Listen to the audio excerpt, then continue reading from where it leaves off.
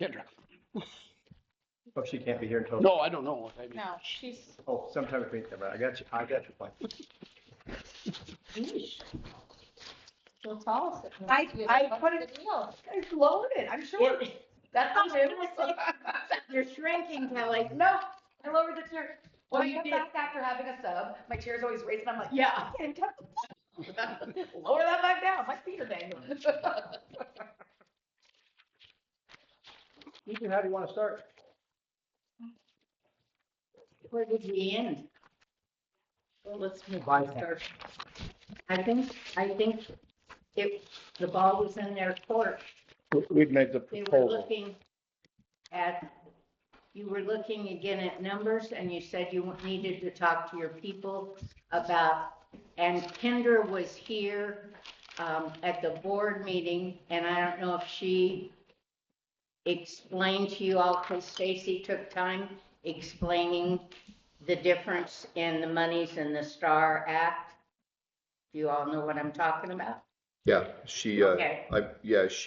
she took notes, and got some stuff down, you had some new figures, the old figure was 295, the new figure is like 287. So we had to remove some ones, so that we couldn't count them. Yeah, so if they're not a quality educator, What does that mean? What's the definition? Certified. super question. So it has to be a licensed person and they can be provisional?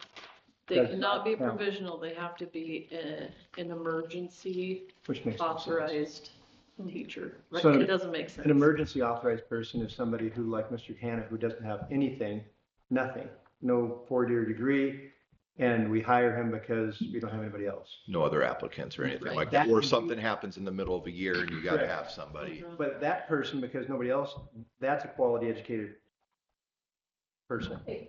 QEP. The So person- then the what person- did our, She said she was coming. Ms. Morley, What's that? what did our, FTE fall to then? For the number I for the think it STARS went Act? down to 35 something, Can't be 35. 35. It was 76. oh, sorry, it was 70, It was rough. 75 or 74. I've been doing numbers all day, come on. So is that why then that dropped to that 287? Okay, Yeah. that makes sense. Yep. And that's our projected number for next year, FTE 75.34. Oh, as far as the money or the FTE? Oh, for our FTE. That's we- that's not changing as far as what we have. It's So the number. it'll stay at 76.34. Yeah, so it would be. It's at 75. Well, no, 70, Depends on who we hire. 75 for the stars. So right now for our FTE, we have one non-renewal at the elementary, we have a retirement at the elementary, and we have a resignation at the high school. Right now, our total FTE, just without talking about Music. star stuff, is, and then music, yeah, the third music. Without talking about the star stuff, it's at 76.34, I believe, is what it is but some of those don't qualify, that's why that number's down. Yep. So are we planning on replacing all of those people? Yes. We do plan on replacing all those people, so our number will stay at 76.34? If that's the number, yeah. Yeah. We're not planning. There's, it might be a slight increase actually, depending on the user. So that's the deal. So might be using more of, might have more music people. So like, instead of a third, which I think what Mrs. Brown is now, like a half, you're thinking? She's probably gonna do some work at the alternative school and we're gonna replace her number. So will the alt school people add into our E? FTE? Yeah, they're part of the school. It's just like the elementary But schools. that won't be for next year, it'll be for the year after. Okay. There's always 1 year intermediate. We Ron, don't get paid for that. I am so sorry. What's with your glasses? Well, I wanted something a little bit, right, I wanted something a little bit racy Okay. after my dirty joke today. So, No, I got those, okay, you want the story on this real quick? Sorry. I had a birthday in March and somebody gave me old lady glasses and Ron had forgotten his glasses that day and so he has had them ever since March 16th. So when he was Like them. do you remember Stanford and Son? When he was the principal, he had a pair of these glasses and he said, I like to put these on. He goes, I don't need them, but I like to put them on when a kid comes in because I put on these lady glasses and a kid comes in and I put them on and I look over him and the kid is looking at me like, I am not messing with that guy. If you're tough enough to wear an old granny pair of glasses, you don't want to mess with the person. But now he wears them. Okay, sorry. Sorry. With our, there was conversation in a faculty meeting at the elementary school recently this week that they were going to be replacing the two, the non-renewal and the retirement, and then possibly adding another teacher to have 4 across the board at the elementary school. Is that something that? This is choppy. I agree with talking about it. So then actually our FTE would go up to 77.34. The following. Following year. Oh, no. No, next year our Are you FTE would be. talking, are you talking STARS money? No, I'm just talking FTE, just FTE. So next year, our FTE would go up if we decide to hire, basically what it is a 6th grade teacher, because that's where we only have 3 And our right now. FTE at this point, I don't know what that's going to 70 look like. I don't know what that's going to look like at the charter school. Yeah. Does that- Yeah, Would add but, those to That would 76. also add. okay, I got you. All right. So currently, we're 76.3. 3, And yeah, I 3, don't 4. know what that's going, I don't know what that's going to shake out on the alternative school. It's going to be like a jigsaw puzzle up there. It's Okay. good. I think it'd be very good, actually. And We're gonna be able so, to use a bunch of so then the people that are currently there, Mr. Harriet, there's a facilitator and a para. Is a teacher and a parent. Yeah, Mr. Harriet and a para. So those people, those 2 entities, are going to remain on our salary because we don't know if we're going to get the 365 again because of all of the stringent requirements of the charter school. Oh, sure. Right. absolutely. Okay, so now I was looking at the employment opportunities today and they're looking for 2, I think it said 2 charter school teachers. Mhm. Okay, so those 2 new charter school teachers, that their salary would come out of the 365 because if the 365 goes away, then they don't have a job. Is that correct? Is that the understanding? Well, the 365 is not going to go away the first year. The question is, will it go away the second year? Yeah, exactly. So if you don't get it the next year, then we don't have a charter school, they don't have a job, Bingo. right? So that like this coming year, if we hire 2 teachers, that their salary comes out of the 365 for the charter school. Okay, That's where that money's all right. coming from. Yep. But it All right. won't come till the end of the year. Yeah. Yeah, and so the A and B, so here's. No, the A and B is backlog. Thank A you. and B is the Right. previous year. So the A and B monies or whatever, I was just talking about salary for that. So the people new are coming from the 365. They're not coming from our regular, our other. No, we're not planning to take Yeah. anybody from the elementary Yeah. school or the high school Okay. unless they wanted to. Yeah. And I don't know why they would want to pick up a part-time position, so. Okay. I don't know, I was retired, maybe I should. Except for Lorraine. Well, yeah, but she's She's retired. retiring. Yeah, she's retiring. So because we're hiring Yeah. a new music teacher, that's on there. One more question and then we can get going. When our first meeting that we had, you guys expressed that if it weren't for the money that we'd be getting from the STARS Act, that it would be dire straits. You know, it'd be tough to Yeah. do anything at all. Very- Now, is that, and you probably have, I don't know if you thought about it or not, if the STARS Act was a non-existent, it wasn't a thing, and we are where we are, what would have been the proposal from the negotiating team? That's a tough one. Well, I mean, with that's- enrollment. There wouldn't have been any money. I don't know. Like for anything? You're talking anything? As far as You're salary- talking a salary salary raise? Yeah, salary raises, there's gonna be steps and lanes, but, I mean, we haven't pondered that as far as what we've done if we didn't have this money, but there wouldn't have been, we'd be $31,000 in the rears. that makes any sense. So the proposal would have been nothing, 0% and no steps and lanes? Is that what the proposal would have been? I don't think anybody would think about taking steps and lanes. Right, because that's all Okay. negotiated in. Yeah, but I just All don't right. see where we would get a raise from that. Okay, If we would, I don't know. fire All right. somebody? okay, I mean, that's where we'd be at. gotcha. Would you agree with me on that, Stacy? Okay, well, I was, So we never pondered that other than the fact that without this, I don't Yeah. see what we would do. okay. All right. So let's just start at the top. We last time briefly talked about, we'll start with our stuff. Briefly talked about parent-teacher conferences.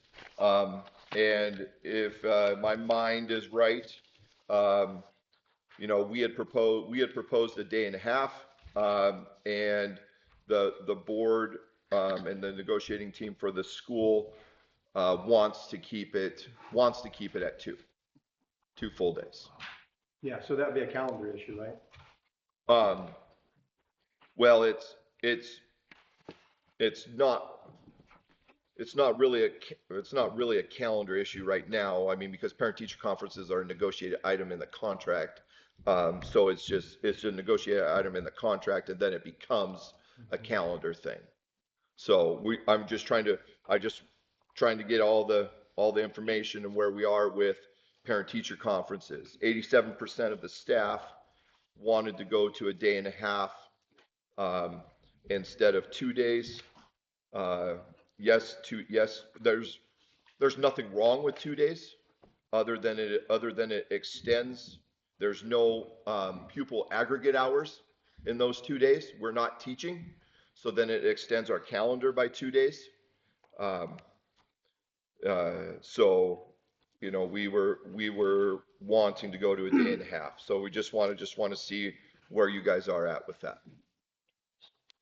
I guess my thought is it's frustrating to have a group ask for something and then another group ask for something to go back. Does that make sense? So that Yes. was requested by the calendar It was. committee with the teacher input. And now we have another group of teachers saying that was a bad decision. And so that's a frustration for me, is we went with good intention on that. And now we're in a situation of trying to recoil on what we did. So, and I guess my take on that is I've watched this for many, many years. And back in the day, before we had the ability to give surveys to parents and give surveys out, there was surveys that was taking place within the union.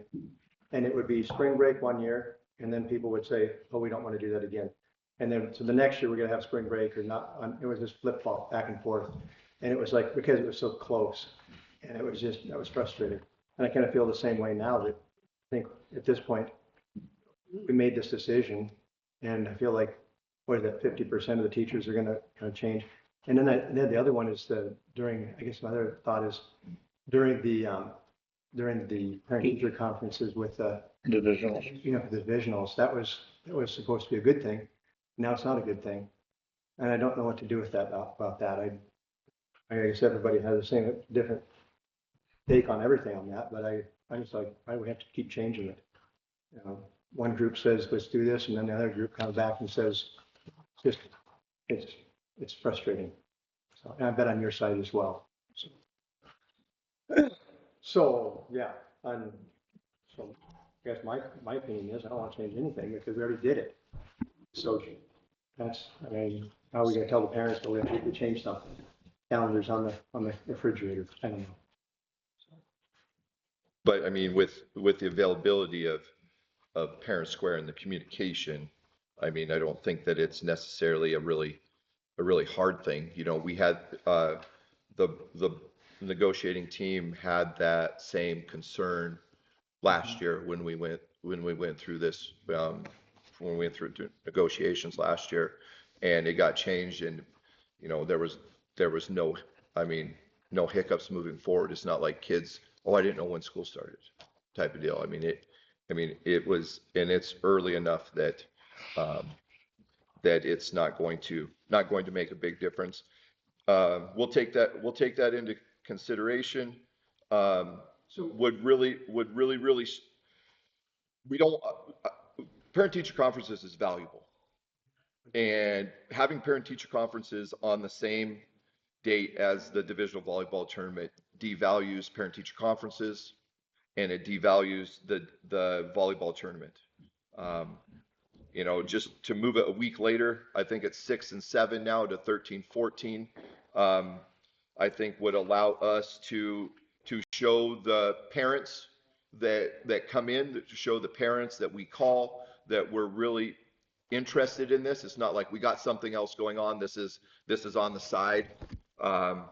You know, that because we want to give those people, we want to give those parents and those kids our full attention at those parent-teacher conferences. And it's going to be really hard to do with having divisionals. And there's 8 teams, 8 buses, fans. The parking lot's going to be full. I mean, the parking lot is full now on a Friday night with just Libby and somebody else on a football game. Imagine 8 teams and 8 buses, and we want to have parking spots for those people up front, so they don't have to traverse miles to get to the.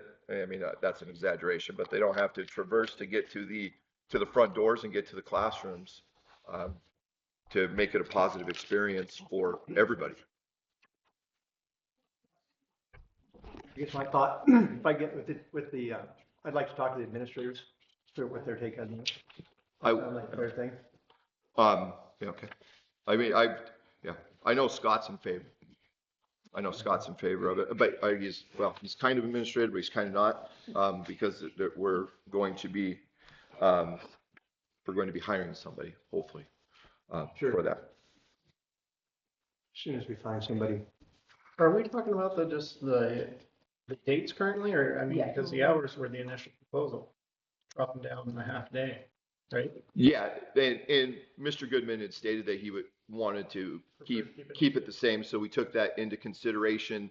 There was just kind of a side proposal on, you know, just some discussion on moving those days, not to devalue parent-teacher conferences. Okay.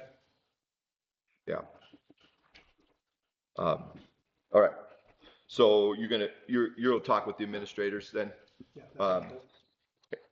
So, yeah, and that's kind of weird too, because it's not really the person that's going to be there. That'll be interesting. Yeah. Okay, I'll talk to Mr. Gallagher. and There, Mr. there you go. Well, they're in a different building. Ostracized So- Beagle. You know, and the other thing about that November 6th and 7th, with our K3 teachers, you know, that's really, really close to the end of the year. And is it K3 that have to do them by hand? I always forget the K2. number. No. K2. K2 teachers have to do all of those report cards by hand. And it's like a week. I believe it's a week or maybe a week and a half. And it's really hard for them to get all of those done in that time. So giving them another week would allow them not to have to stress and put in a bunch of extra time outside of the day to get those done. Excuse me. So that's another consideration with moving it back a week for those K2 teachers. Can I just ask, I don't know, are they gonna need to use the gym at elementary also? So are both buildings gonna have full parking lots? You're talking for volleyball, right? Yeah, for the. No, I'm sure I they'll don't just believe park so. along the street like they do for football if it gets No, but I'm full. saying, are they The using gym, GAs no, and I don't stuff? believe so. You don't It's think just so? playing the high school gym. There's a They can do there's a all of it. possibility, you know, I'm not ingrained with volleyball, and volleyball is a true double. It's not like basketball where it's a modified double tournament. In basketball, Saturday morning loser out games are played at 2 different gyms. So I don't know if that's something that would have to take place Okay, that's- or not. But that was Saturday morning, not Thursday or Friday. So it wouldn't be a conflict with school. So Yeah. it wouldn't be a conflict, Phil. then. That wouldn't be a conflict, no, because those are typically just Saturday morning. But please don't quote me on that. And I We need to ask Nick I've got it and written down. make sure on that, yeah. You're on Just for tape. that. There you go. Okay, our second thing, Article 6 duty year, calendar. I know that the last 2 years it's been been a process, getting that calendar out, and we had proposed language. We had proposed language in order um, to shore up some of that. You know, originally, we talked about having a 2-week, getting the proposed school calendar out 2 weeks. There was concern by Elida that 2 week, just trying to get everybody together or get the individual groups together in 2 weeks is a really constrained window. Which we said we could go to four calendar weeks, get it out a month ahead of time. So then the association has the opportunity to get it to their members, and they have that, they'd be able to get that input before, and so then we can maybe try and eliminate some of the things that we're doing now and get the information before it's adopted, so then we can make changes, or we can confer about differences or something weird. Because I don't know, I mean, how many times I've done something and got it done, and then somebody else has looked at it and be like, well, that doesn't make any sense.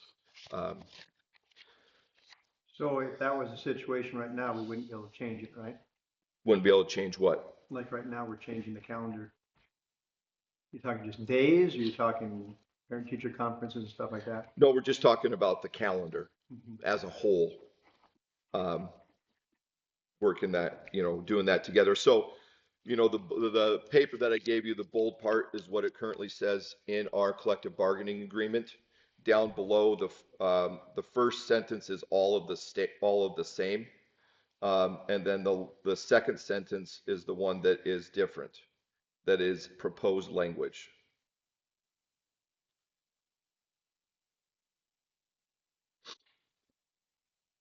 Calendar to establish prior to March 1. That's what we have been trying to do. And sometimes it's hard to do that depending on when you can get people together and when that committee gets going. And again, so if it's established prior to March, so if that was taking place right now, would we be able to change it? In March. We're in May right now. So you're saying sentence 2 is your major change? Is that correct, Josh? Double checking just to make sure. Superintendent and his or her designee. Yes, starting with the district. Yes. Yep, that is correct.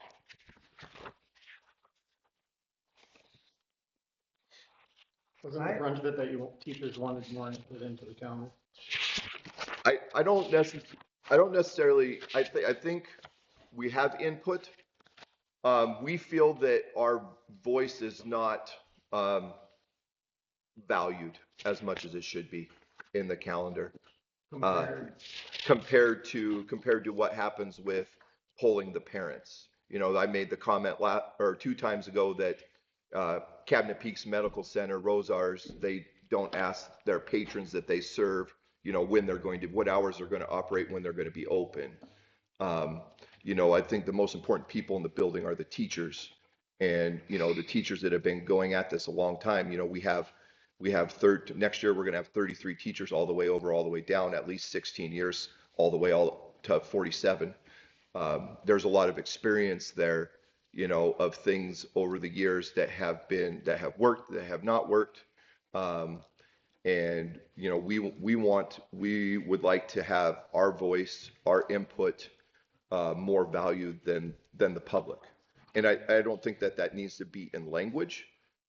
I just think it needs to be something shown where we feel as our association that is taking place. Do you feel like it should not be sent out on parent squares at all? Uh, Or a survey? There right now in our language, there's nothing that says that parental input is just input from the district and the association.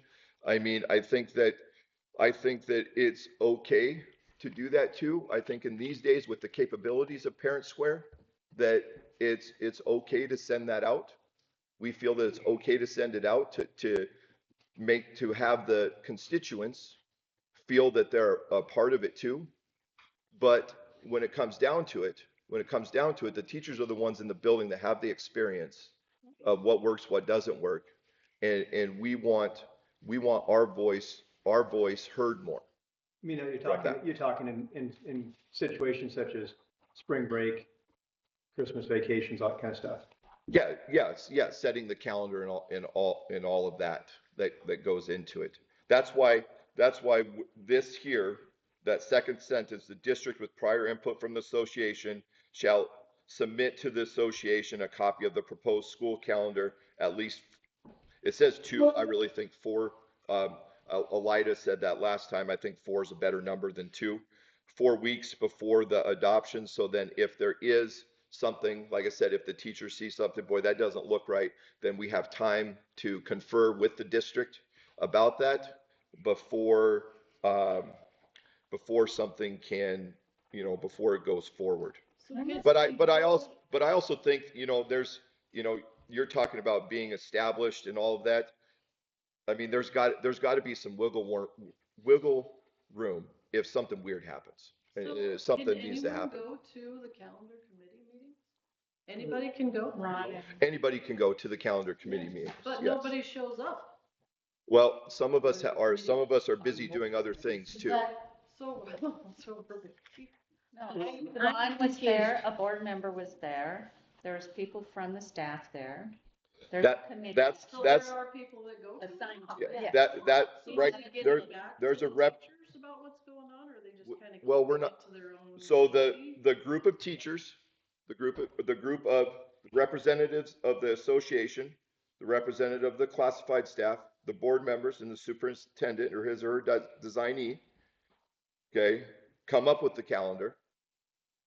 And then that's why there's a calendar committee. 2 calendars. 2 calendars. People vote. Okay.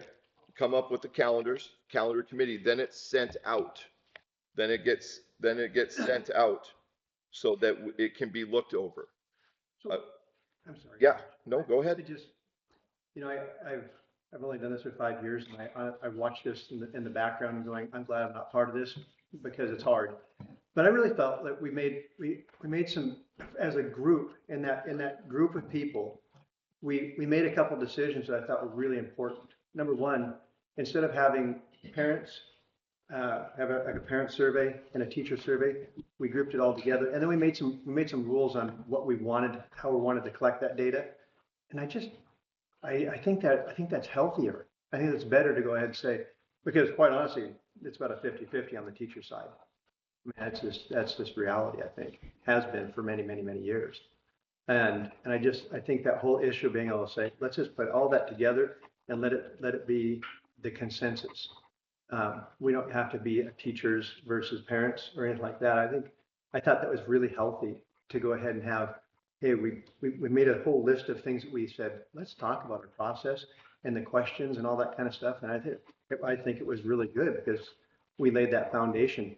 And I really like the idea of saying, hey, teachers and parents all vote together and we make the decision together. So that happens within the initial process of creating the calendar. Mm-hmm. Yeah. That happens within the initial process of it.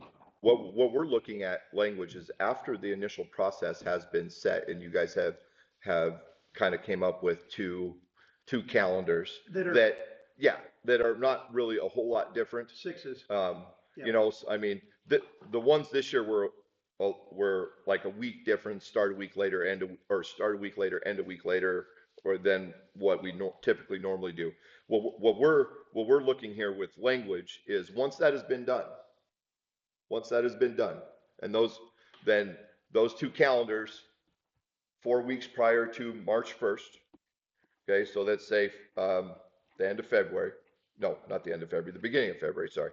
Beginning of February, that calendar gets sent out to whoever is designated, or those 2 calendars get sent out by the head of the calendar committee, which is, that person sends those 2 calendars out to the teachers for the teachers to be able to have a say, to vote on that, or to look at it and say, hey, why did we do this? What's the reasoning behind this? And so then there can be, have some conversation, and it gives us a 4-week span in order to kind of work out possibly some of those kinks within there, or to answer questions. Hey, this is why we did this, because of this situation, and we can get that information out better, and have it out there, and then go from there, with the calendar.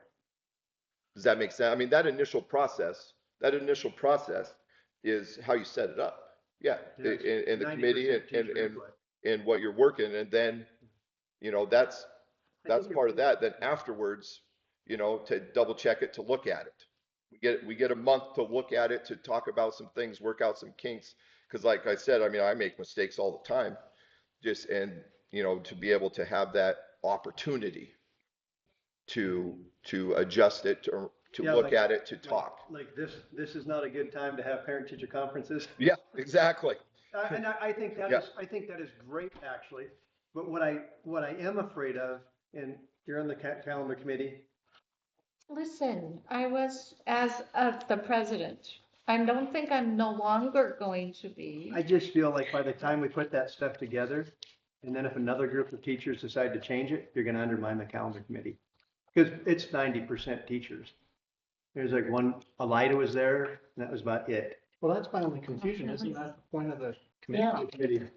It seems redundant and undermining, those are my two words, redundant and undermining the work that they do. And yeah, How like I many other said, we missed teachers it were this year. there, Wendy? I mean, I know there's always a million teachers that want to be on that committee. I It was remember all when- teachers, It it was all I think, teachers minus Elida. 7 teachers. It was, I thought it was, not Elida, it was the dark-haired lady. Kristan? Kristan. What- I think so. And then it was Mr. Gallagher and yourself. But there weren't as many middle high school folks there. I think it was really Nick and the Ms. Rose, Miss Rose and Miss Voss. Oh, and Mr. Wright. But Mr. Wright is a calendar man. he is on it. But Savant.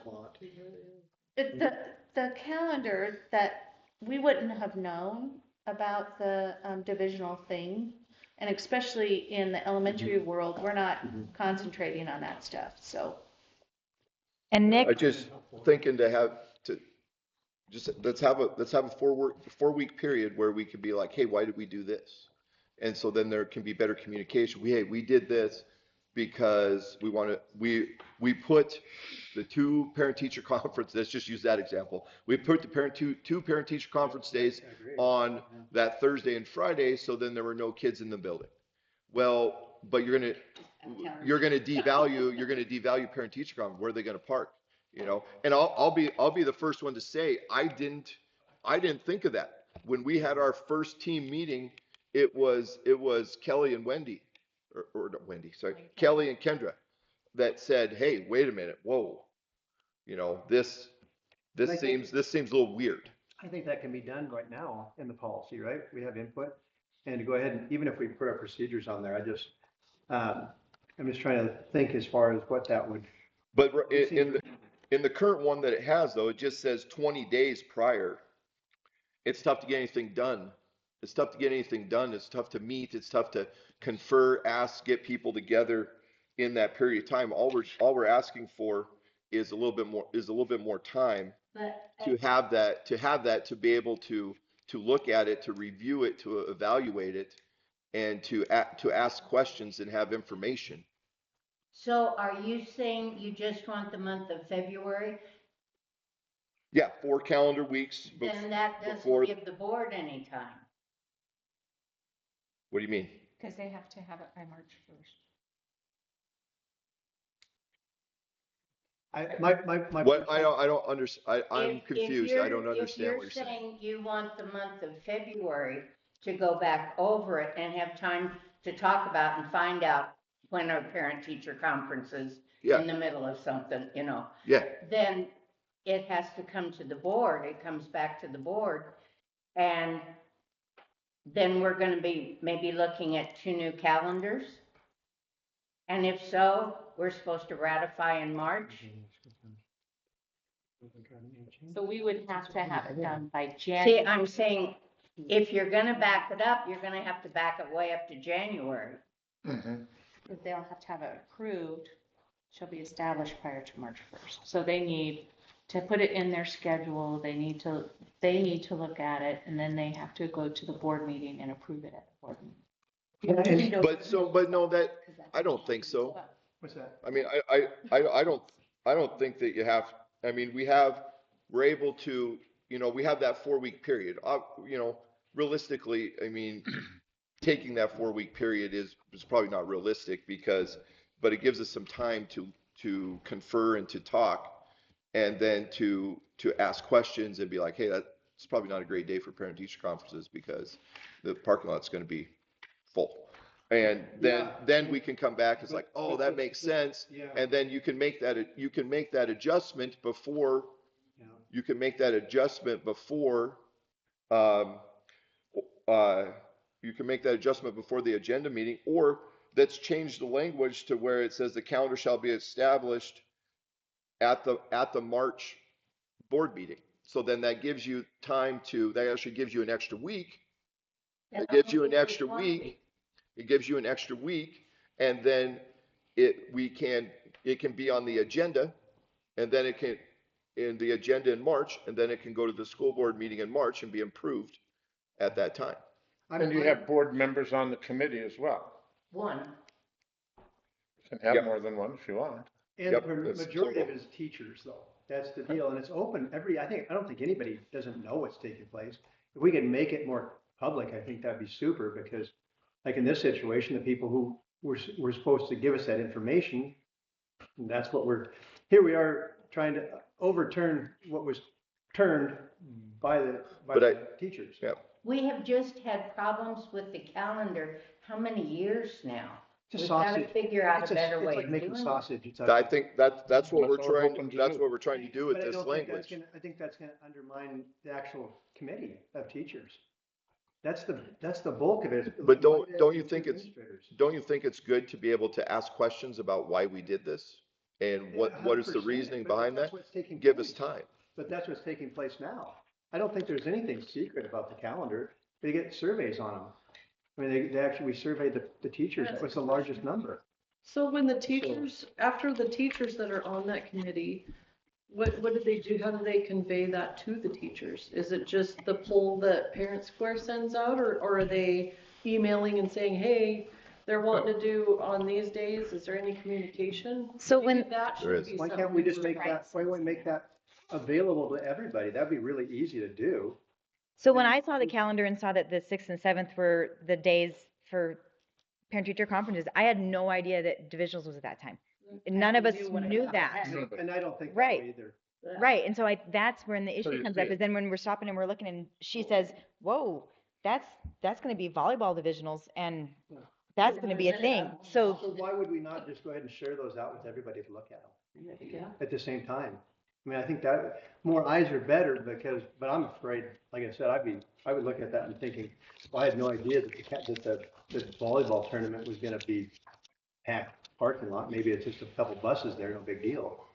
But, yeah. When does Mr. Rayberts go to Yeah. state or establish the That's it, thing? because that's important too. Yeah, that's the only way that gets scheduled. That's why we were moving the That- calendar And before that the- meeting, so that we could kind of give him an idea of when we're gonna have parent-teacher Yeah, conferences. and that's become, that calendar that involves all the activities has become way more cumbersome than it used to, because it has every extracurricular has its own calendar, and you got to be invited to it in order to be able to see it. It's just not there like it used to be. Mr. Rayberts used to just put them all on there. They were all on there. You could see everything without being invited to anything, and now it's super cumbersome. Like I've asked, like during track here, I've asked to be invited to tennis and softball's calendar, so that I know when things are going on. Yeah. So we're not, and it's just that whole process there has become way more cumbersome than it needs to be. And then it restricts the information, that people have, because, if you weren't invited to the volleyball calendar, you wouldn't have known. You wouldn't have known. And you have to be invited to it. and not everybody was invited to it. That information was not available. Gotcha. So I would say this much, I mean, I just, the calendar doesn't matter to me, as long as I want to know what Christmas is and when is bow season. Other than that, I don't care. Actually, Labor Day needs to be connected to bow season, so I'm grumpy. But I just think that whole issue, the process, I think, what you're saying is you want more people, eyes on that thing, on that calendar. These are the proposed calendars. And again, teachers get to vote on that, but it would also be like, hey, as we're going through this, and just go ahead and make that public. What Renee used to do back in the old days is tack those suckers up on the wall and let people look at them. I mean, I think that's super smart. But I'm afraid this would put another, I don't know if I want to be on the calendar committee if I'm a teacher, if other people get to take my work apart. That makes sense? Just be careful what you say about old. So, but yeah, that whole issue of putting them up, not a bad idea. So. Okay, we will. I'm just afraid it's just gonna undermine the work of the calendar committee because, yeah. But Well, again, when they I like come that. out with two, it's, a lot of times you wind up picking the lesser of two evils. Mr. Like Hodel, going, when we did those surveys, it was literally 50-50. It was like 49.7, 51.1. And we're talking, it is so, and it has always been that way. And so I'm all in favor of making the calendar better, but I think this is a situation of sixes and really undermining the calendar committee. Sorry, that's my take on it. So I'm all for a calendar process easier. We can do it AI. I'm okay with that. We'll take that into consideration as we move forward.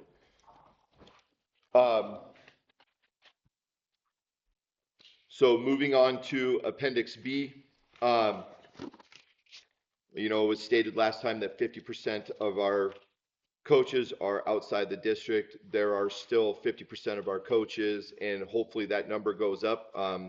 We feel that it's really important that our teachers are also involved in extracurriculars.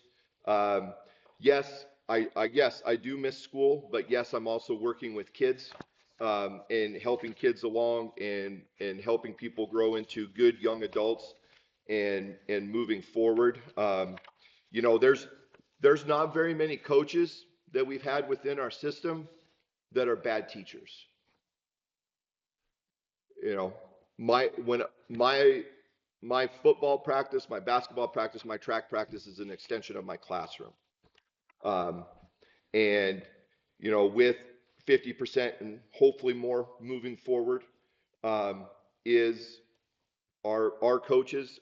We are not in favor of getting rid of Appendix B, which was a proposal by the board. We want to be able to have those people in our collective bargaining agreement. The non-teachers. What? The non-teachers, you're saying? But it doesn't matter. We don't want to get rid of Appendix B and take our members outside of the contract into a subcommittee, which was the proposal by the school. We feel that it's fine where it is. There was a statement here that was on here that says, coaching salaries from the CBA would allow the coaches' salaries to be decided on coaches' needs and not teachers' needs. Can you? Where's that at? This was handed to us last time, the list. Oh. That's right. Yeah. Do you recall that statement? Sure. We were really confused by that. I should have asked. I had it underlined. I should have asked last time, and I didn't. I forgot. We don't understand what that means. What you were trying to get across. So when we're negotiating for teachers, that makes sense that we negotiate for teachers. And if there's coaches, maybe you would negotiate for more because you because you need something different. There's not enough coaches, and we need to negotiate more, and we're falling behind on what other coaches are saying. And I think there's two different entities, not that they aren't the same people, but there's two different jobs there. So Mr. Hodel is obviously a teacher, but he's a coach as well. And about 50% of the coaches aren't in the district. Yeah. High school. Yeah. So that's my point as far as saying, if we're negotiating for teachers, I think we should negotiate for teachers. For negotiating for coaches, we could do that as well. Did I just hear you say that we're negotiating for more pay for coaches? Is that what you just said? No, I said Oh, something. I thought that's what I heard you say. I'm pretty sure that's what I heard. Hey, turn that machine off. Yeah. Replay it. Well, theoretically, you could negotiate a better deal. But it could, on the flip side of that, it could also be taken away. Too. It could be negotiated down. And you just said that, we're already on the low end of coaching pay. We don't want to put our people in that position to be negotiated down. So we would like to keep Appendix B, and we would like to add those positions in that we had previously given you. What are the coaches' salaries across the state?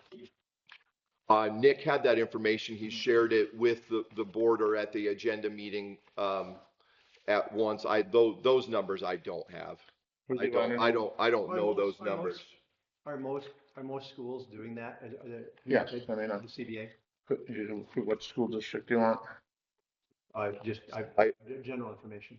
Yeah, I mean, From our northwest. past that, and here's Thunder Falls, and if you want more. Most of them are. I've been. There's Folsom. So. If you need more. Yeah. No. It's most of them are because in a lot of other places, and I've had conversations with a lot of people because I know this is a big topic that some of the schools, not all the schools, I won't make that statement that all of them, but some of the schools, are they want their teachers to be coaches. They see that it's important, so a lot of it is within. A lot of them are within the CBA. And like I said before, I don't know. I don't know. I'm sure there has been, but I don't know a coach that's a bad teacher. We've had some excellent ones here: Wally Winslow, Jay Graham, Jerry Mee, Jim May, Jeff Gruber, Craig Rowan. I'm sure I'm missing somebody that was a coach that was a bad teacher. I'm sure that was in there. Along the way, but I don't know very many of them. I would say that there's more that are coaches that are good teachers, because they see it's value. Saying that. I don't think we're saying that. No, I agree. So we still want to add the travel coach and the cross country coaches to Appendix B. That we had stated before. We talked about with the travel coach. We have no idea how to make that compensation fair. We had a lot of discussions on what to do, and really we're talking about golf, possibly cross country, and speech and drama. Speech and drama actually used it this year. No, they had a full-time coach, actually, full-time assistant coach. But with those three, with those three particular activities, to be able to have somebody to travel with them, to drive, to supervision, those singular coach activities, that would be important to be able to have that with them. But we didn't know, we couldn't agree as a team on what the appropriate compensation would be with that. So we wanted to work with you guys to to do that. Well, And, we have and, to and, check on and then insurance to and get, everything to get else, your too. input, you know, to get your input on that, because maybe you guys see something a little bit different than what we do. And it's like, oh, yeah, that makes sense. So would you see that as more, I guess my thought is this, the driving side of it is a huge issue for me. That concerns the snot out of me. The driving, and Yeah. then, because I know I believe there were several times that Mrs. Lee took logger buses and there was a Harlow's driver. Yep. But if she was still the only person on the off chance that there was a medical emergency and she had to leave and go with a kid, we're, you know, I'm not sure we want to leave our bus driver with everybody else. If there was another adult, you know, that kind of knew those kids and know what was going on.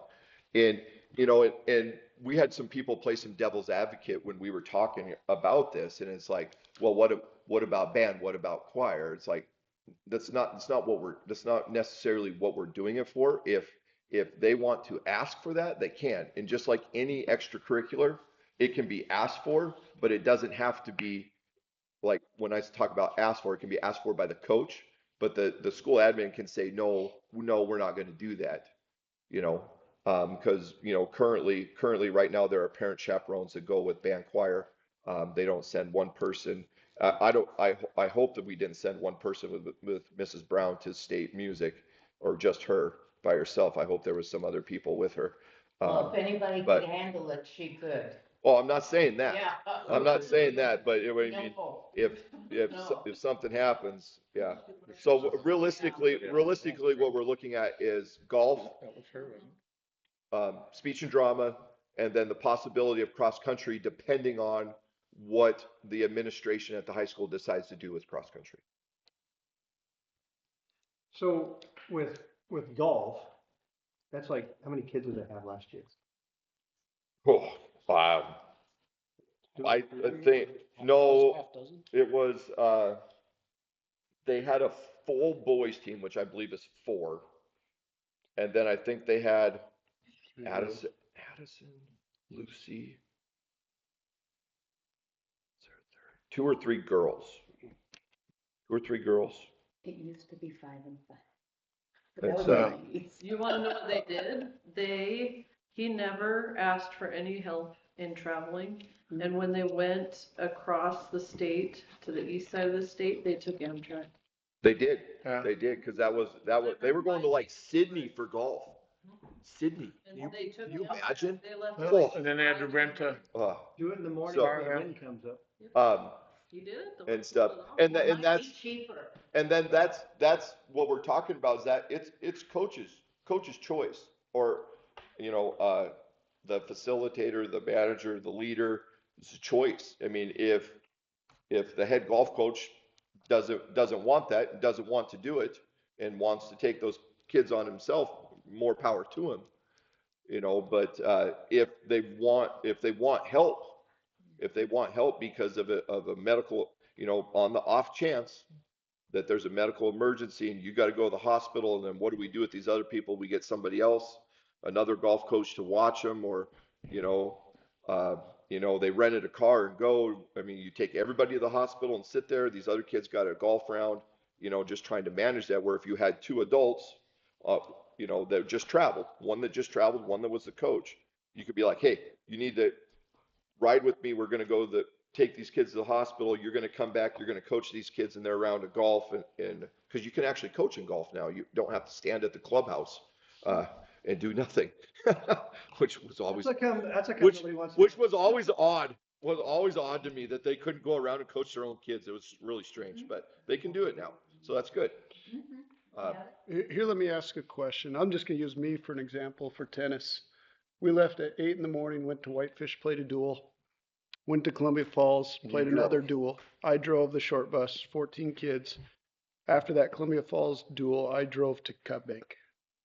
So I drove, coached, and drove by myself on a bus with 14 kids. If I get in a wreck, No. my, Have that, yeah. no, I know you don't want that. I don't want that. No, that But whole there's issue- no that was weird. insurance that's gonna say he was well rested to drive. No. I am not gonna be covered. I don't think we have any disagreement on I agree. I mean, we that's all that's want just that, yeah. Yeah, I Okay. don't think there's any. I'm just saying, question there's that nothing to we don't protect want me it. if I got in a wreck. So my question is Yeah. this, is it the driver that Once you you need get or the hurt. supervisors that you need? Mm. Probably depending on. Some cases, yes. Yeah. Is it a stipend type? That's just what we're That's just. we have no, I mean, some of us said a stipend, some of us said a percentage, some of us said per trip, you know, and it's like, we couldn't agree on anything. We wanted to get your guys' input on it because we had no idea. So I have actually, for driving the bus, you're supposed to watch the video and all that kind of stuff. I watched the video and had that conversation with Nick. I believe I've had it with you as well. Yeah, oh yeah, oh yeah. I haven't had, because he breaks things. And so, and I had like two people I thought would be able to do it. And so I was like, let's try and get a couple of these because I'm concerned about, really concerned about speech and drama because Mrs. Lee doesn't think she's a good driver. I agree with She her. was taking horrible. Believe her. But She would. Yes. She would. Yes. In that situation. And I think that's fine. But to find people, you would think that, I mean, if I was a parent and I wanted to go with my kid but like nobody wants to do that. And even the guy that was willing to do it, he said, yeah, he has cataracts now. Can't Well, see very well. I think that's where that onus needs to come on to the coach of the particular activity of, hey, I need some help. I need some help. I'm going to go find somebody that's willing to help me. And then I'm going to go to the activities director, the activities coordinator, the athletic director, and the principal and be like, hey, I need some help. This is exhausting. I drove to Whitefish. I drove to Columbia Falls, and I drove all night to Cut Bank and then was up at 8 a.m. and doing this. I need some help. And so let's say, hey, Josh Bean is going to come along to help me, you know, or in the situation with, let's talk about golf and speech and drama where there's one coach, you know. I need somebody there. We need to have two people there Right. for supervision in case of emergency. So there's actually two different entities there. One of them you're looking at, Hang on a minute. I'll be there when I'm done. Okay. One of them you're looking at a year-long commitment, and the other one you're kind of looking at, hey, I need a driver. So I just have a bit of an epiphany here, sorry. We're really not looking at travel coach. No. You're not asking for coaches. You want to try it, and really because if. That's just the terminology that's been Yeah. used. So if they're So gonna I be just driving, use the same We terminology. don't want them getting off the bus and then working with kids No. and then that's So the same, just- we just reiterated. the Just so we're problem. not gonna split, anyways, so they can't be a coach. So they're not gonna be on the coach matrix, they're not gonna be labeled as a coach, correct? Like, I wouldn't have 2 years' experience No. in No. driving. No. What, you know, And I'd get a raise because. no, what I would, We're going with that?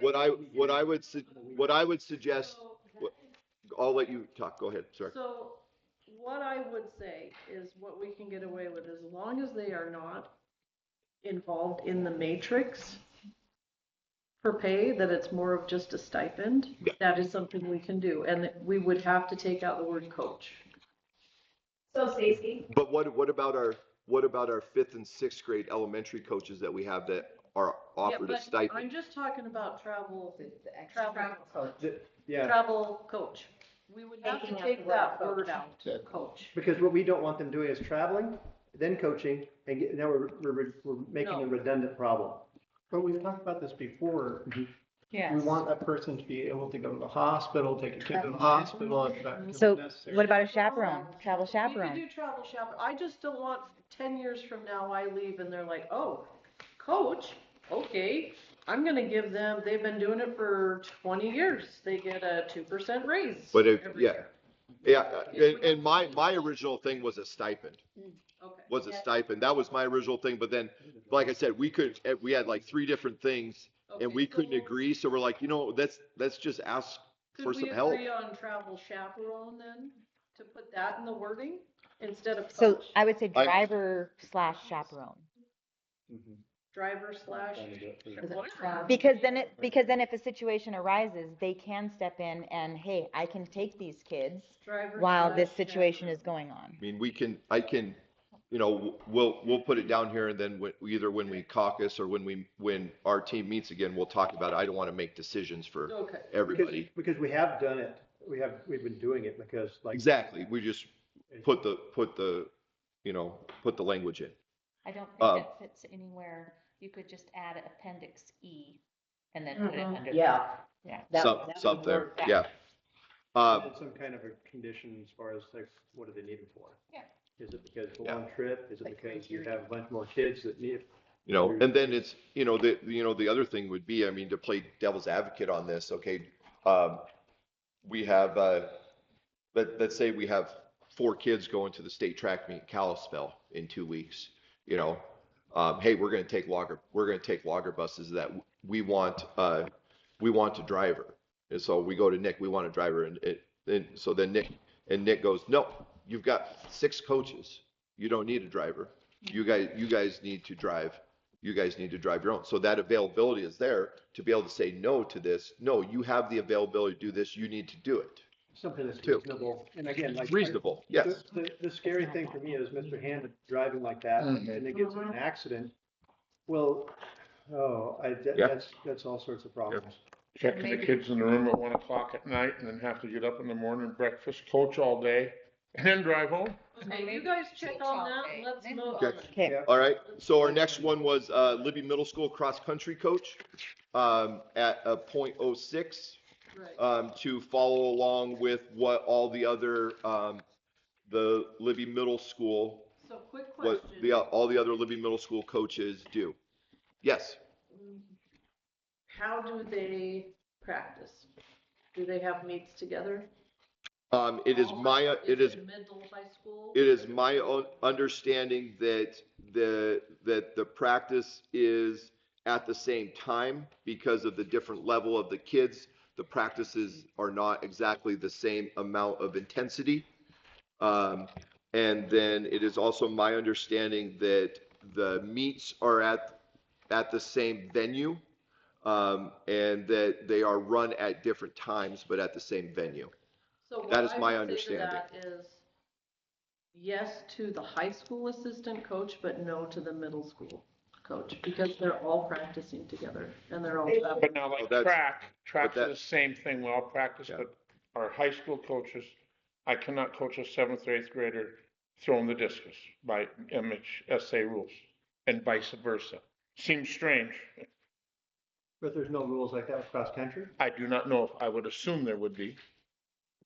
And why the high school association did that, I don't know. It seems strange, but This is. And once, How many oh, kids sorry. are, how many Oh, kids Ms. are in the middle school or high school? What's that breakout? In both What's the- middle and high school. 47 in middle and high high school and 22 middle school. And how many coaches are there now? One's an assistant, correct? Yes. a head coach and an assistant coach. Yes. And is it the assistant coach has kind of taken on the middle school? No, it's not separate at all. You just, not separate. you just That's break it the up. goal of this, is to separate them. Okay. They should not be at the same practices together. Like, think about high school track, I would think those high school kids would perform with middle school kids, showing up and doing identical workouts every day. It wouldn't work well for either group. Well, and we talked about the inappropriateness perhaps and things like that. You know, it's that program has grown over the course of the last decade. And, you know, right now it's not really costing the district. It's not going to really cost the district more to But be I able don't to do see this. I don't see a middle school coach for cross country. There isn't, that's why. That's what we that's why we're That's- adding. And that's why you're only The coach and an proposing a assistant middle coach. school also want a high school assistant coach? Well, that's currently, well, the problem is that's currently the practice right now, and the language is not in there. We want to put the language in there. Please keep in mind, we've talked about this several times, that there's the twirler advisor on the Schedule B. I know. And we don't hire a twirler advisor. It is still up to the athletic director and the principal and the activities coordinator to hire that. Now, they have the availability to say no. They have the availability to say, no, this is not reasonable, not appropriate. They have that availability. High school this year was Brittany and Melanie.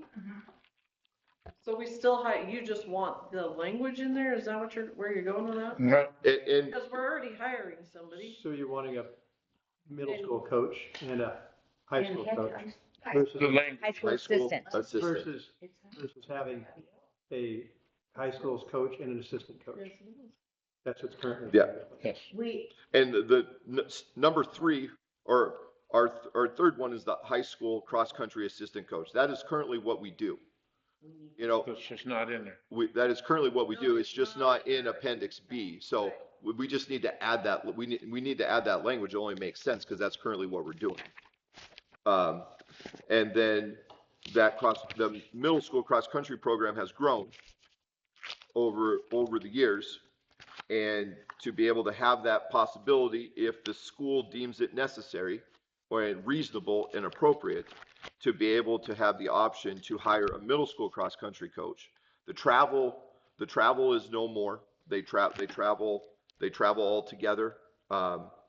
So that expense, which we all know because of where we live, and it's a great place where we live, that travel is a thing, especially with the prices of everything going up, gas and all that stuff going up. You know, so I mean, at a 0.06 for the middle school cross country coach, you know, it's just if the administration deems it necessary, you know, it's really not that much to have that availability to do that. And then the assistant gets- But it's all tied into. Next, How many? so Yeah. we'll talk. Yes. Okay, yep, sounds good, thank you. Okay, the next one is the driver's ed. And, you guys had it on your list, we had it on our list. We had it first. $26 an hour. So we want to add that, you guys wanted to add it, we wanted to add it, into an appendix. I think you guys put it down as Appendix D. Yeah. Appendix D, which is the extra compensation for curriculum-related assignment. Yep, those are All right. your extra days that like Nick gets and like newspaper gets. We're gonna put it under there. And we were thinking 26 an hour. We were thinking a little bit more. Like, You know, we were thinking, and it was proposed to us, it was brought to us at 32 an hour. So if we do the math, okay, let's say there's 12 kids. So there's 12 kids. Okay, and that's 12 kids times $250, because that's what it costs them. That's what it costs them to be in the driver's ed program is $3,000. I'm gonna stop Okay. you. Can I just, I gotta back it up because there's a lot more history to the driver's ed. So driver's ed is funded by your fees. We hardly get a kickback from the state for it. It's $147.14 a kid. Right, and Yeah. so if you want that to be funded with us needing a new driver's ed car, if you wanna raise that to $32 an hour, you're gonna have to raise driver's ed fees quite a bit. So Well, that we I can mean, fund that's it. why we're Otherwise, we can't. that's why we're in negotiations. I mean, so I want to talk here, I want to talk a little bit numbers. So just say 12 kids, times $250, that's $3,000. The state reimbursement for 2024 was $147.14 a kid. Yep. Lasts Okay. all year. So, what? It lasts all year. It has to last 1 year. I mean, But there's three different sessions. There's three driver's eds a year. So that's a total of $4,765 and some change. Okay. Right now, the driver's ed, okay, the driver's ed worked 127 hours, 127 hours. You have to do 6 hours. You have to do 6 hours of driving time for every kid. Plus you have 45 hours of classroom time.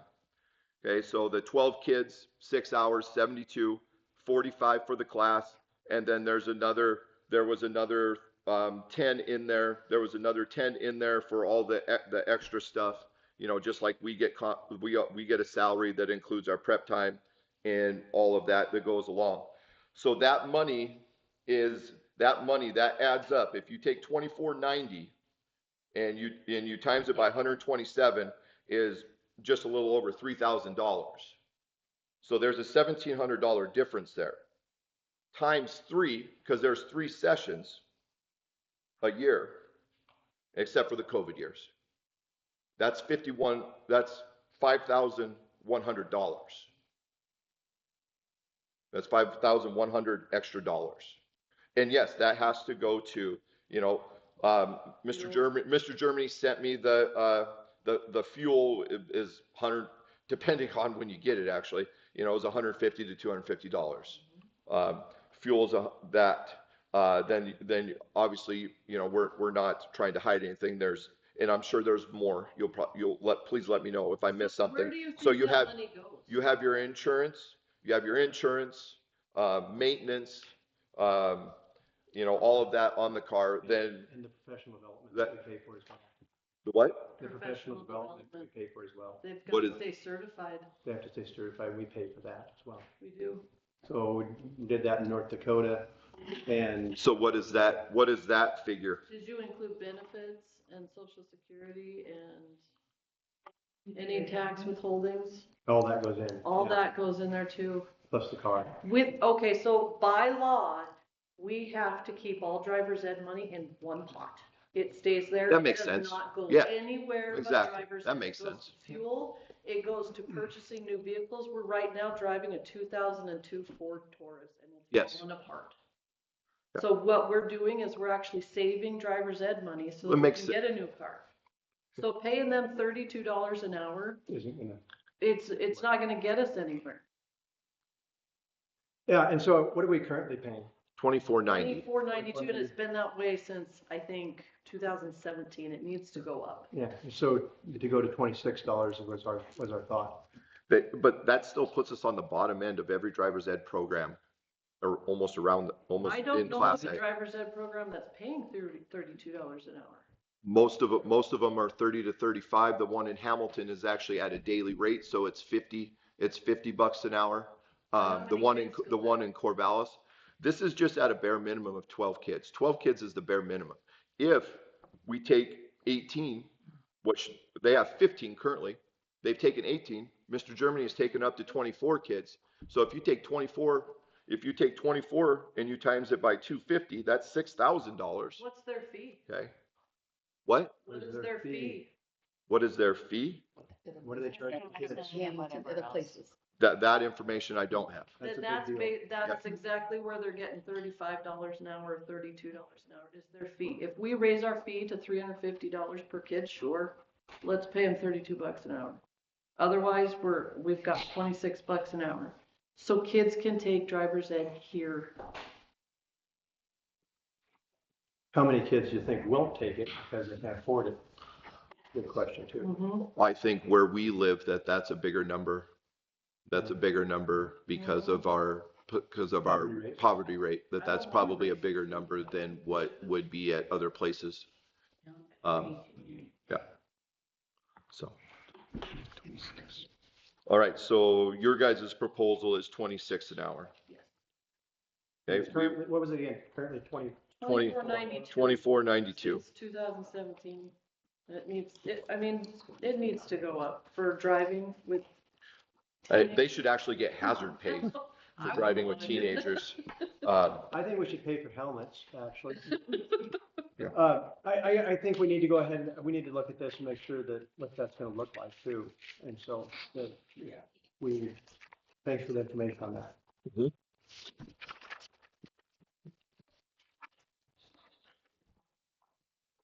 Let's see, what do we have here?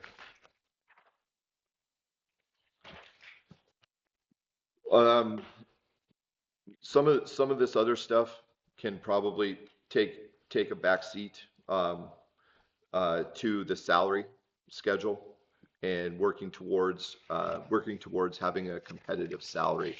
Um, and so from the stars, from the work session that happened on Monday, uh, the stars money, the 287,000, because we lost some FTE, the 287,000 is intended for, teacher, to raise teacher pay.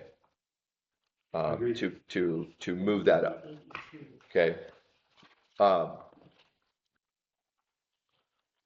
So we need, when we talk about, you talked about, and Mrs. Morley sent me the information on 1%. Our 1% is always going to cost us more because our 1% includes steps and lanes. Our first percent is always more expensive because it includes steps and lanes with it. But after you said we would give steps and lanes, okay, the numbers that Stacy said and that she sent out, you sent out the projected 25, 26 and the 24, 25 to me, which I greatly appreciate. Thank you for that. Those were around $4.8 million. 1% of $4.8 million is $48,000. Okay, so each percentage point on the salary, each percentage point goes up. Okay, the salary increase is $48,000 moving forward.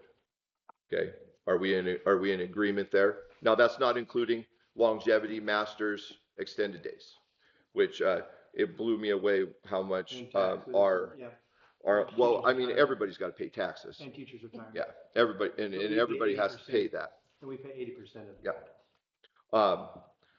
So we're not including that? We're not including any of that? No, just when I was talking about the 48,000, 1%. So the 4.8 million number that you had, just working on 4.8 million because that's, it's just easier to work on with me on solid numbers. So 1% of 48 million, or 4.8 million, excuse me, not 48 million, 4.8 million, is $48,000. So in just salaries alone, each percentage we go up, each percentage that we get, it goes up $48,000 working forward. Okay, steps and lanes are not relevant because that was something that you already said at the beginning that you guys were going to give to us anyways, no matter what. The stars funds are supplemental funds. Okay, and thank goodness we got them. I agree with that. But they are supplemental funds to try and bump up our salary. And we learned from your meeting, and we learned from talking with our union representative that in order to achieve the stars funds, it's not necessarily what the matrix says, it's what our lowest paid teacher is. It's what our lowest paid teacher, when we go through all the salaries and you do that fancy little graph, which is awesome, that number cannot be below 41,613. Correct. Okay. All right. We are as a negotiating team, we are committed to trying to get to a true base. We are committed to trying to get to there. Whether that, whatever that timeline is, but we are committed to getting to a true base and not cutting off our salary schedule, not cutting off 2 years of our salary schedule. Okay. And to be able to allow those people not just to move laterally, but to move vertically as well. When we hire new people and we work forward to that. Okay. So we're committed to doing that. We're committed to achieving the legislative goals by the STARS Act to be able to make our lowest paid teacher at 41,613 or better. And we are committed to that. We want you guys to know that we've gone 1-1-1-3, and I mean, it is what it is, but we are on the low end of things. And What do you thing, mean by the low end of things? the low end of starting teacher pay, the Yeah. low end of starting teacher pay, and and honestly, our top end with masters, we're middle, we're comparable, but the thing about it is with the STARS Act, what it's going to do to all of the schools it's going to bring that teacher pay, that lowest paid teacher pay. I've talked to a lot of people at track meets. It's going to bring that teacher pay all up to the same. Up to the same? It's going to be close. It's going to be, they're going to bring teacher pay up to 41,613 or better to get that money, So it's going to do that across the board somewhere. It's going to bring teacher pay up, and it's going to make it equal, somewhat equal, It's going to be very, very difficult for a lot of the schools to make the 41. That's reality. And I'd be curious how that's going to happen. I'm super curious. I have not had an opportunity to talk to Troy. I was told by a Troy educator that they were going to get to the 41, and I'm like, how? It's going to have to be how? It's going to be taking from. Well, it's not just that 41,613. It's also the fact that it has to be the percentage as well, because it's the three different requirements. The fairness factor. Yeah. Moving forward. So, we do have a proposal. Okay, go ahead. So two things. One issue of How many do we have? I think probably not enough for everybody, Okay, but you got an extra? I didn't nominate him to be here tonight, and I'm trying to save budget money. So I have one too. I just Somebody else need it? I Take that one. So the issue of, we're the lowest paid school in Western A. I don't know where Miles City would be or Glendive would be. I imagine they're going to be very close to us. But we are the lowest population. So if you look at the student population versus the school's money descending. So the highest paid school in our Western A is Browning. And that's an anomaly, because they don't have the most kids. They do have 1,829 kids. They have more kids than I would have expected. Whitefish is number one, but they're also sitting at 1,954 kids. Polson is sitting at 1,700 kids. Ronan is sitting at 1,500 kids. And if you were to take out the two anomalies, I don't know if this is really true or not. Does Columbia Falls have 2,400 kids in it now? That's what it said. I don't know. I don't know that number. I don't know. I got it literally I just put it off the Chamber of Commerce.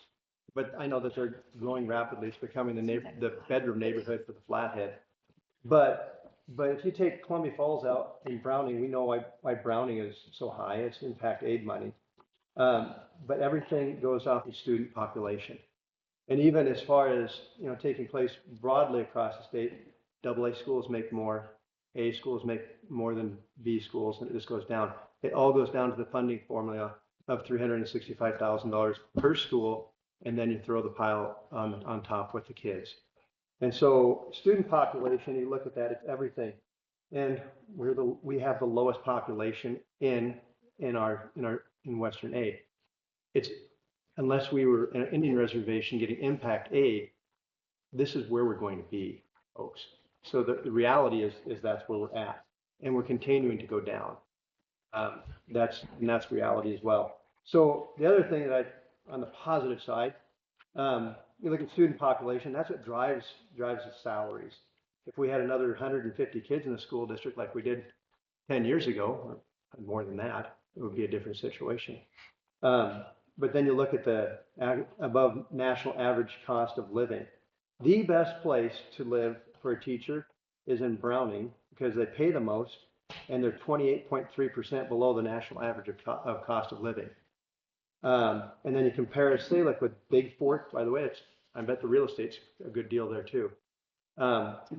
And so Libby, we're sitting there, hey, I mean, we're at the bottom, but not that much lower than Big Fork. And Big Fork has a few more kids than we do, but the cost of living is a 26% turnaround.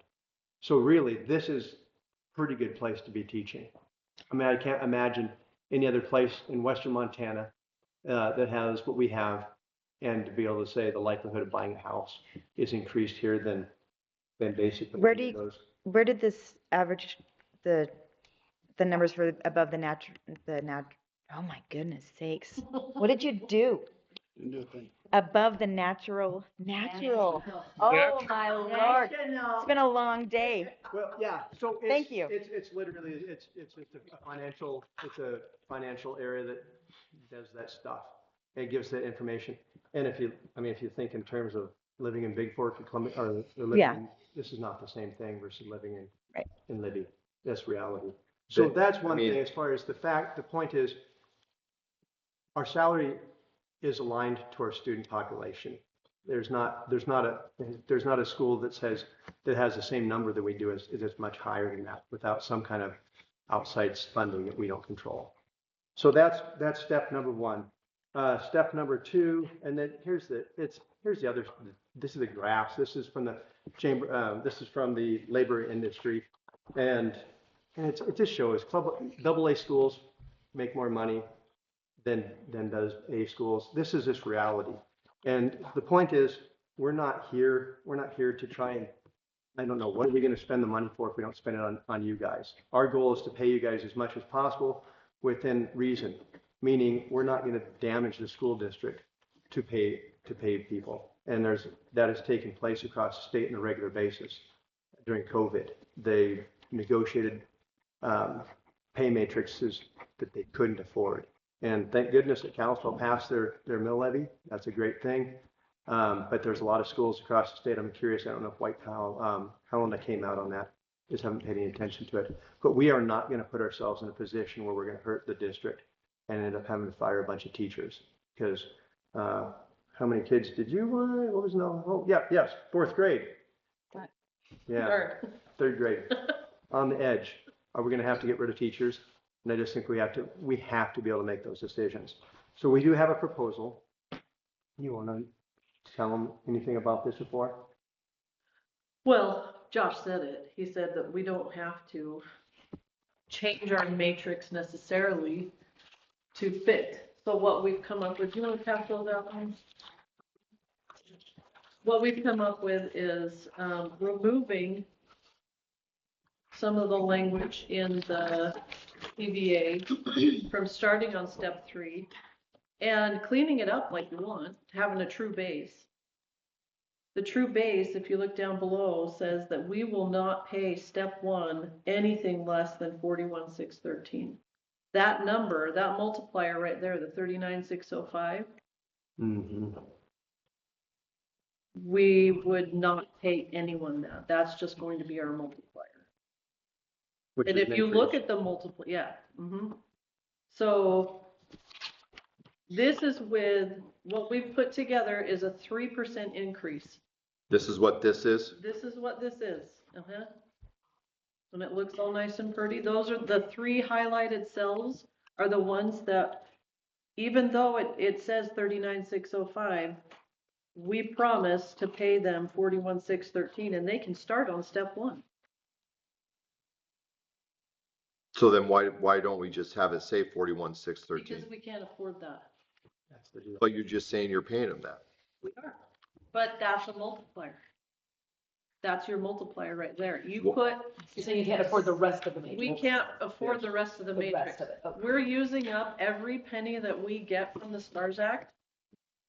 With a 3% raise, we use everything and a little more for a 3% raise. So do you hold them at the The second one, you freeze Yeah, them so- for 2 years? So great No, question. they would just be able to move, Mhm. to So- move freely. So if I'm a teacher that comes in Mhm. and they realize 39.6, but really where we're starting them at would be on 41, well, it'd be 41.6, 113. But that's also, if you look at that as far as where that's gonna land, so they would, if they moved over, if they, the first year, they could actually, their second year, if they moved over, they'd be making $42,000. Over and down. Yeah, if they went, Right, if it over and down down. and over. Yeah. Could you please send us the 3%, you know, how you did the 1% on the list? Would you please send us Just the multiply 3%? that 1% by 3. You can get. So the first step is Right. really just to show the multiplier, or the, the multiplier. Yeah, so So- we trimmed some stuff up. Okay, go ahead. Yeah, so we trimmed some stuff up, and in order to make this happen for the Public Stars Act, is you basically just tell them, nobody is gonna be on anything that is less than the 41,613. And that's just what it says at the bottom, the adjustment provision.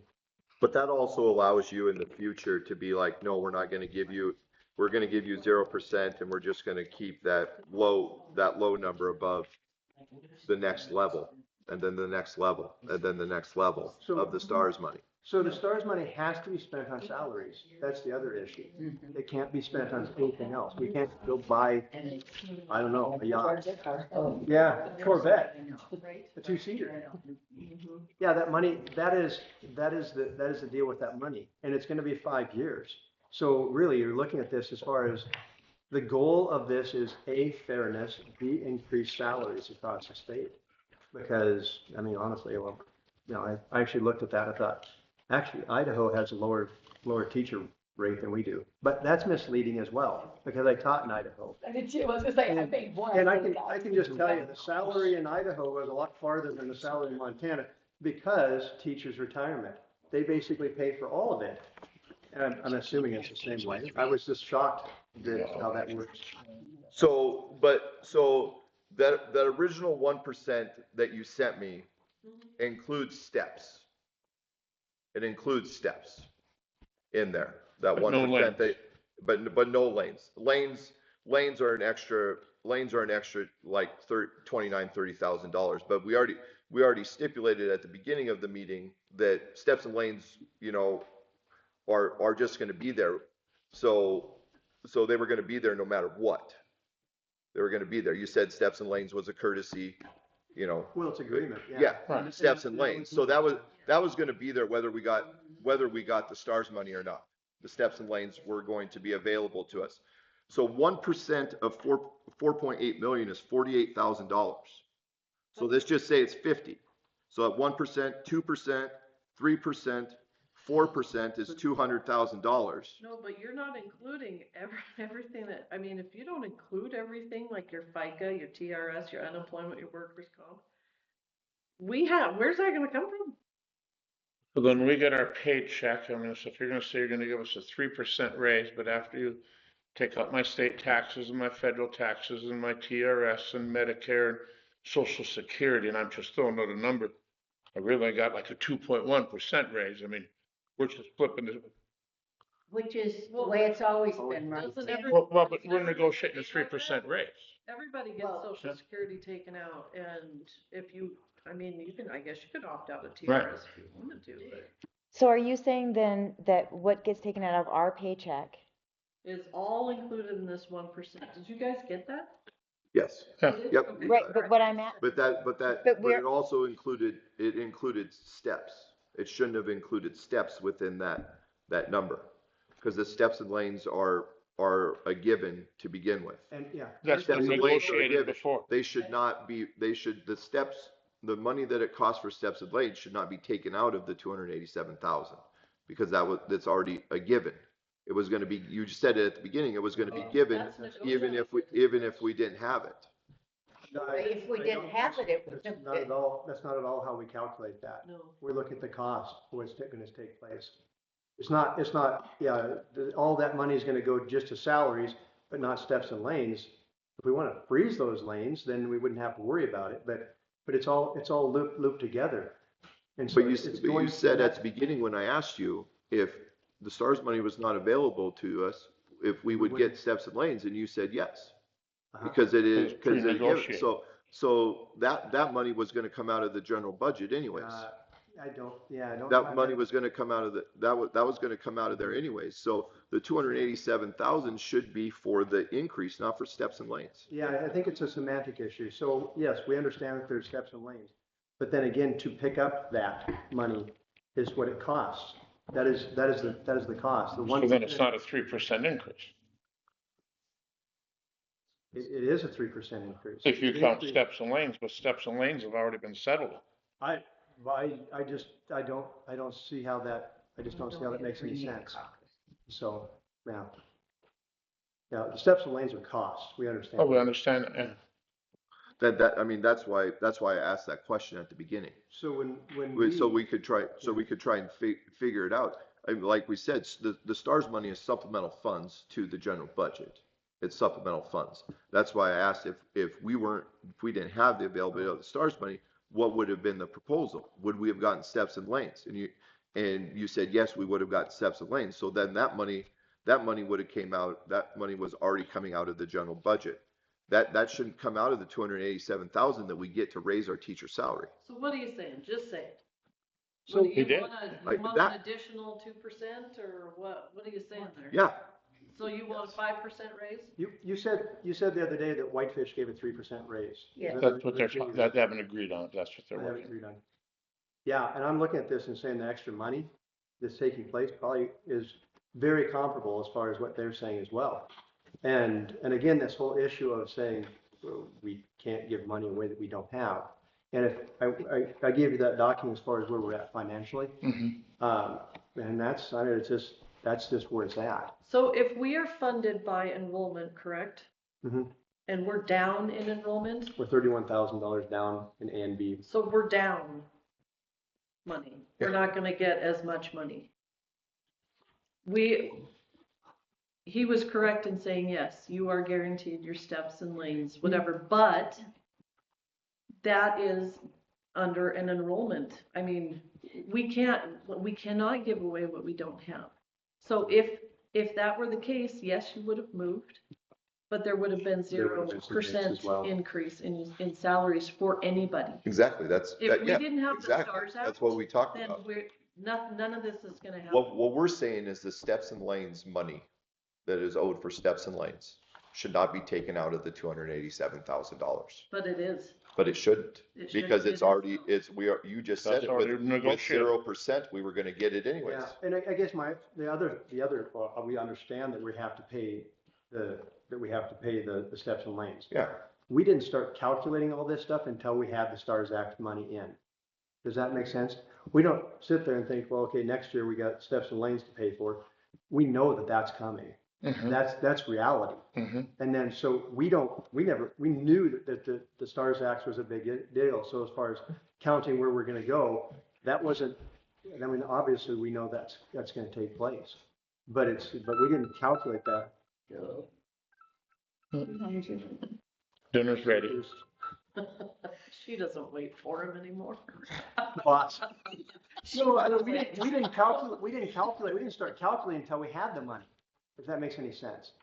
I mean, we started sitting down, this is the money we're gonna have, and that's what we dealt with, so. but why wouldn't you calculate before? Because you knew people would move in steps, except for the people that were frozen. Yeah, we did not sit down and figure out how much money we're gonna have until we knew what the money was. May I ask a question? Is it still in the contract that steps and lanes, we assume are going to be paid, but it is a negotiated item? No. My understanding was that in previous years, you've come to an agreement. I believe it's That always, I'm- it's not in the contract. No, It it's is- the But it's good agreement. It's a, yeah. handshake It's an type of thing, agreement. yes. Kind of, Never, it's a- working in school for Well, 25 years, I never mean, seen we anybody always say not gonna do that. assume, Yeah. Correct. Now, we need fire but teachers. what I'm saying is if we don't have the money, Yeah, I mean, that's it wouldn't that's reality. happen. Never mind. Zero way to go. So we're proposing a 3%. Gotcha. Okay. At this time, we would like to caucus, please. And we'll go upstairs. PJ. Thank you. Yeah, you're welcome. I don't know. I have no idea Yeah. if it's open or not. That's a you question. Somebody should have a key. You have the key to the school from that school. These are all My masterpieces, actually. These are all masterpieces. And to get in this There's like school, 10 of that's them. it. Yeah, Ron, what are you gonna tell us next time? I gotta get those in the pocket before Oh, yeah. they not run You away. walk away without them. Can you imagine? That would be dangerous. So, speaking of which, is there any progress on the RIP? No. Well, make a stand, I want to be in the It building. was very faint. It could have been there for the- Oh, yeah. Sorry. It's amazing how. You know, that used to happen and we didn't think anything of it, did we? We Yeah, thought well, no. it was a jerk, and now we think, yeah. Those are mine, yeah. Don't let him steal I thought, well, I was them. Yeah, you I gotta can't watch. see You it while- gotta watch. While it was on. Pardon? Oh, yeah.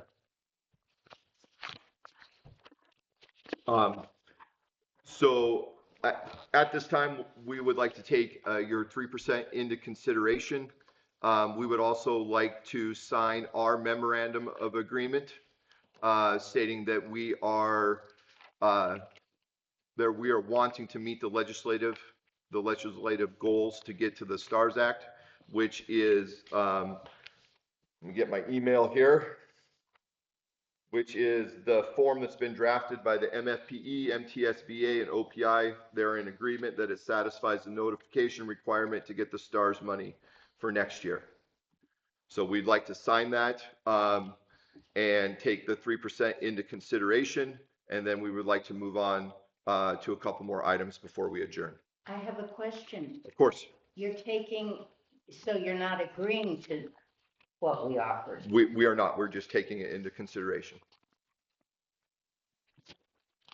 So I think when we sign that, doesn't that mean that it's settled? No, no, that means that we're working towards meeting the legislative So why would you- requirements. Why would you take out the salary matrix adjustment? Because then that allows, just like I said before, that would actually allow the school district to give us a 0% raise and just raise the lowest paid teacher to 41,613. But we're not doing that. I know you're not, but that the language puts the availability in there for the next person to do that. We don't want that language in our contract to be able to adjust that. We want, because once it's in there, then it's in there forever. We want to be able to negotiate our base, we want to be able to negotiate our base salaries. This is just an MOA. It's not part of the CBA. It's an MOA. a Yeah, memorandum and we'll sign our MOA. You guys had a lie to sign both of them. We'll sign our MOA, so then we're working towards those legislative goals. I'm not comfortable with that. I don't, Yeah, I look at this and say, so you're saying that you would, I mean, like, we're looking at this and saying, this is the document that we're gonna need to provide for them. And as far as saying this is what it's in the CBA, that's my understanding from all the training that we've had, is that we have to, by the 15th, we have to have what this looks like. And like, That's not true. so, It's not true. We have. It's the one we- that's to the one cover that needs. ourselves, we have to have this language in there. What do you mean to cover yourself? To say that we have to have it in there that it says any cell in the salary matrix that is below the 62% or 11 times the quality educator payment shall be automatically adjusted upward to the higher of the two amounts. that's the language at the bottom. Yeah, no, I understand that. I just don't understand why it needs to be in there.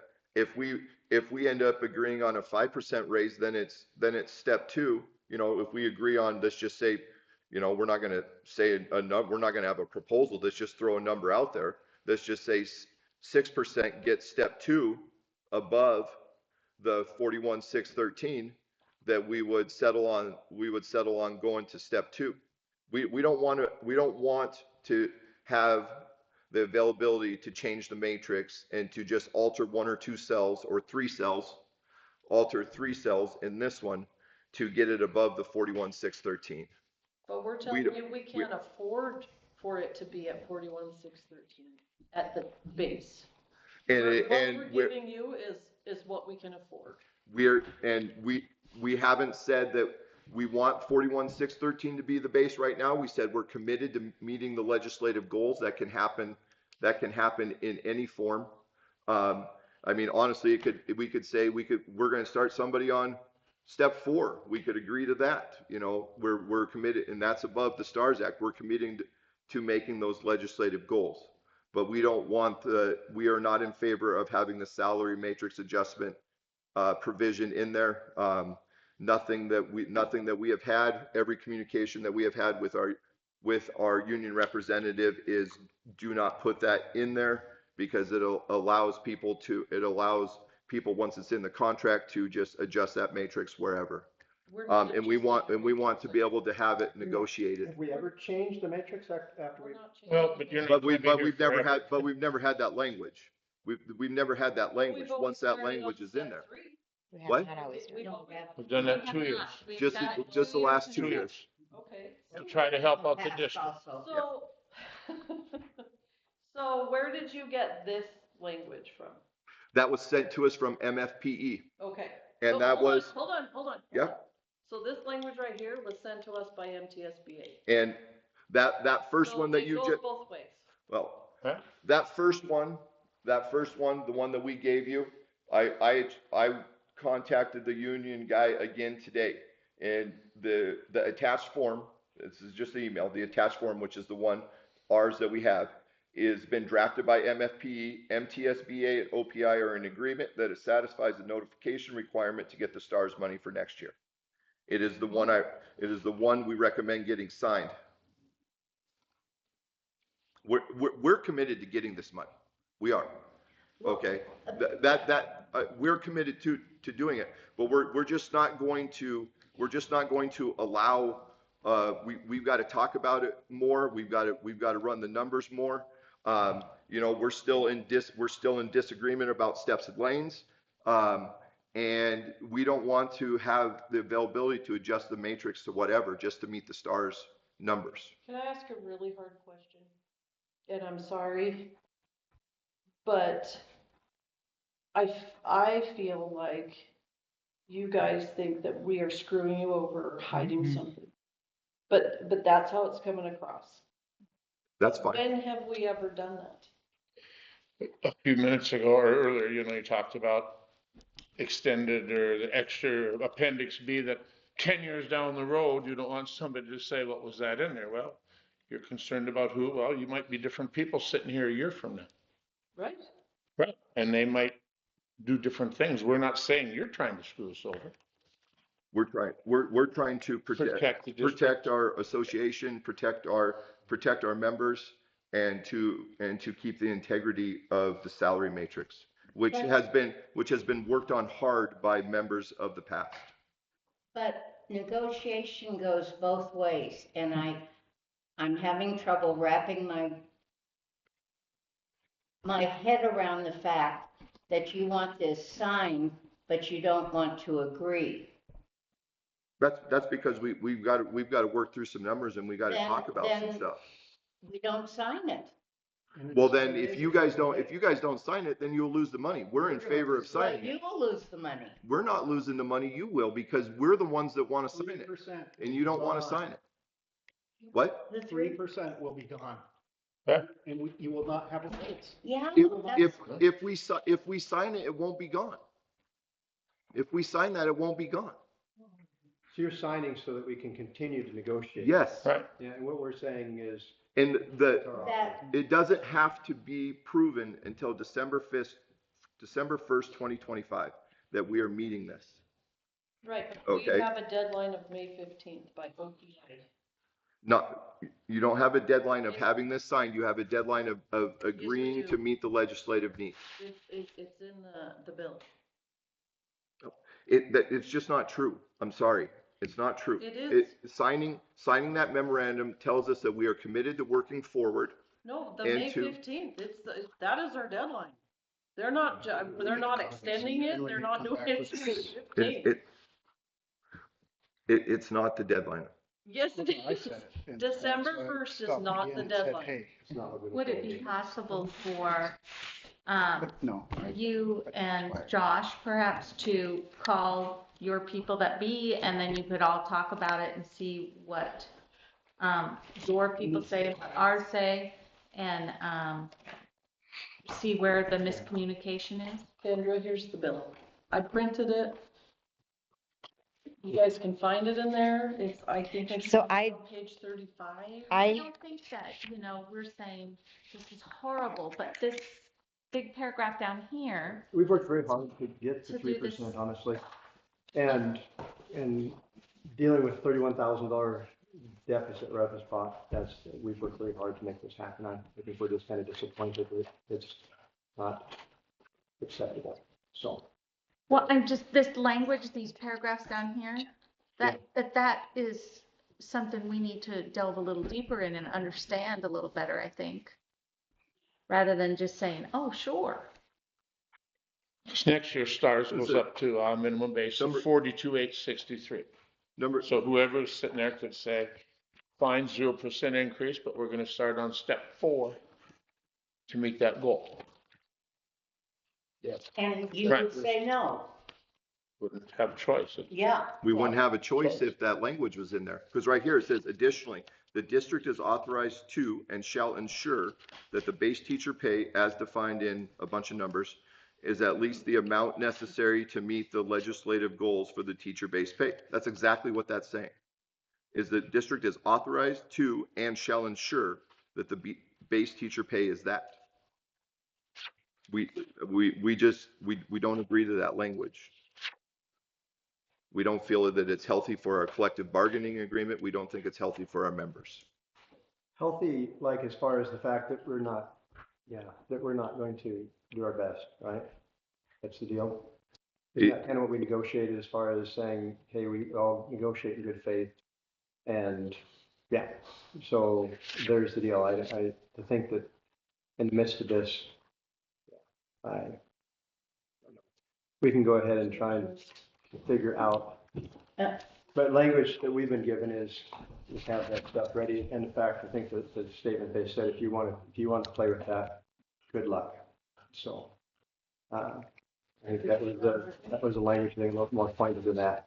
So so we're not done negotiating. So I don't know what else we would talk about. So. Okay. And to be quite honest, we never even got to our list. We got to a couple. We'd already talked about. We got to a couple items, driver's ed and appendix B. Is there anything else that you guys need to address? I had it.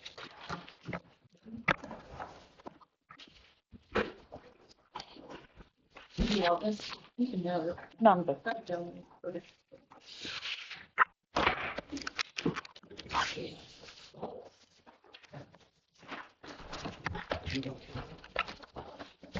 Yeah, because I'll have to call Leslie to come get me.